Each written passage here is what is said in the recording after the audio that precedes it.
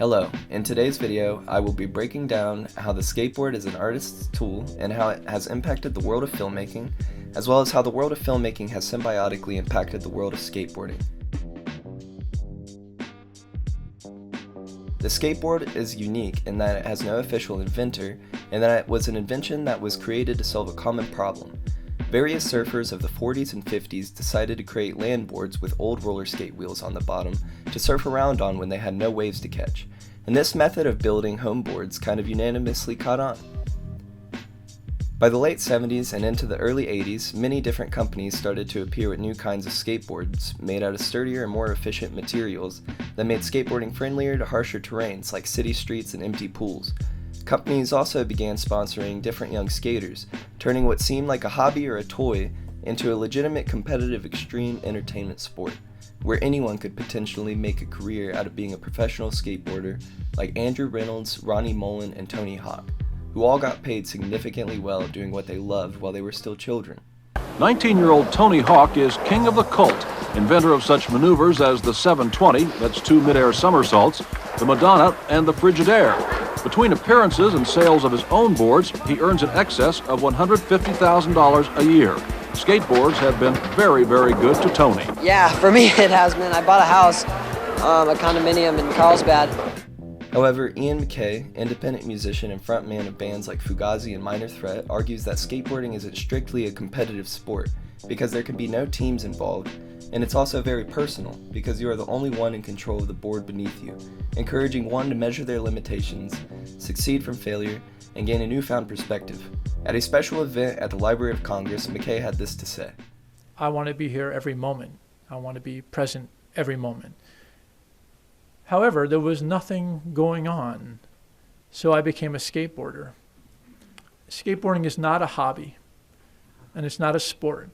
Skateboarding is a way of learning how to redefine the world around you.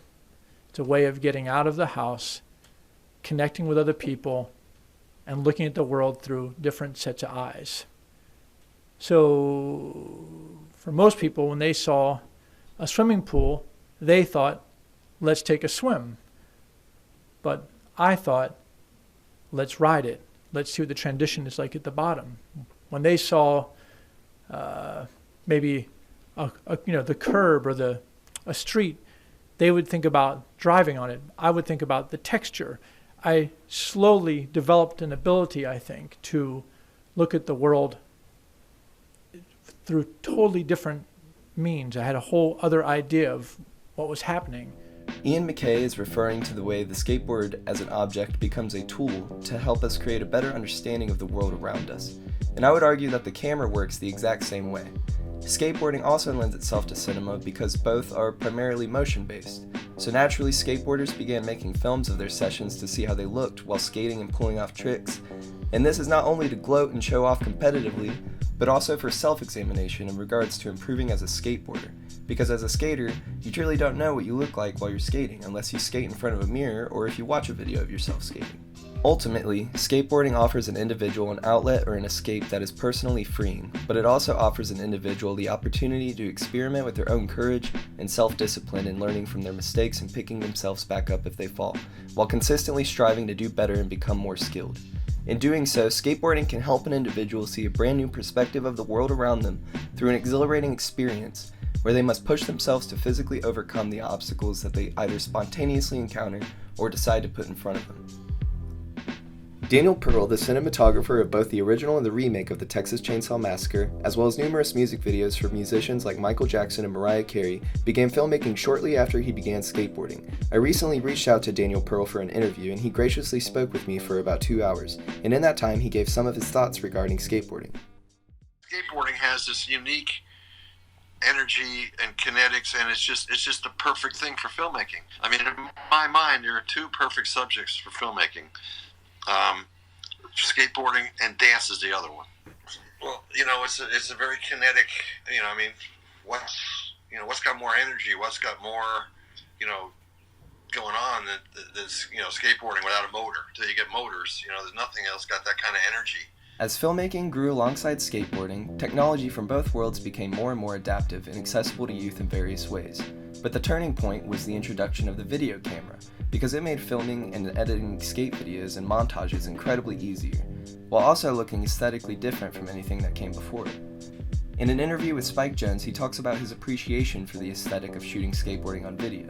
Jonze states, "I respect people that are die-hard film people, but I started on video. I started on high 8 video and mini DV, and I made skate videos, so I love film, and I love the way it looks, but I also love the way crappy video looks, or VHS. I've always been a fan of whatever the look is that's appropriate for what the feeling is." With the introduction of video, sharing skateboarding films became easier, and many companies began producing montage tapes of their sponsored skaters and distributing them, inspiring other skaters and blossoming filmmakers to aesthetically alter their film work to appear similar to skateboarding films shot on video. Harmony Korine was directly inspired by the Alien Workshop skate video Memory Screen for the aesthetic style of his film Gummo, even going as far as setting the film in Xenia, Ohio just because that's the address that was printed on the back of the Alien Workshop tape's cardboard box. In an interview with Korine about his feelings towards shooting skate films on video, he stated, "For all of us growing up at that time, skate videos were super influential, and something that I still think about all the time. I rewatch the videos to this day. They connect you to your youth in a way. My dad got me a VHS camera and it was a big one. It was that thing where you'd try to film skating with it and you'd reuse the same tape over and over again. It would almost start to edit itself and feel kind of melted and a little warped, which is why it was good."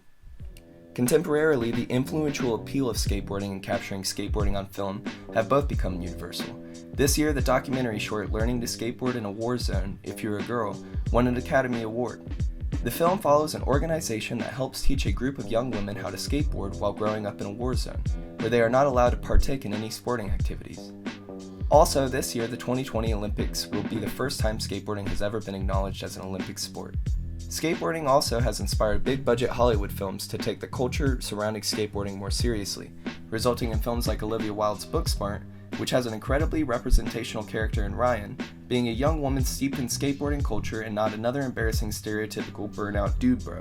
This is also true of the characters in Jonah Hill's mid-90s, depicting a ragtag group of young street skaters who take an unlikely new member under their wing and show him the ropes of what it means to be a kid who lives to skate and skates to live, which is a complete love letter to skate films shot on video and the idea of skate culture being inclusive as well as all-encompassing, being representational of skateboarding as a lifestyle. In conclusion, I believe that generations of filmmakers from Daniel Pearl to Spike Jonze all got their start from photographing and filming themselves and their friends, all influencing one another through this brand new culture that they were all haphazardly creating and being exposed to as they went along. So essentially, the anonymity surrounding the creation of the skateboard combined with the flood of new skaters and skate videographers visually trying new things sparked this idea of the skateboard deck working as a blank canvas for the skateboarder, where quickly every trick, style, and personality became labeled, and skaters began formulating their own code and system of signs representational of a shared history and terminology. So in conclusion, I would argue that a skateboard is no different a tool to an artist than a camera or a paintbrush, and it too can be used to creatively express the inner trials and tribulations of the human condition.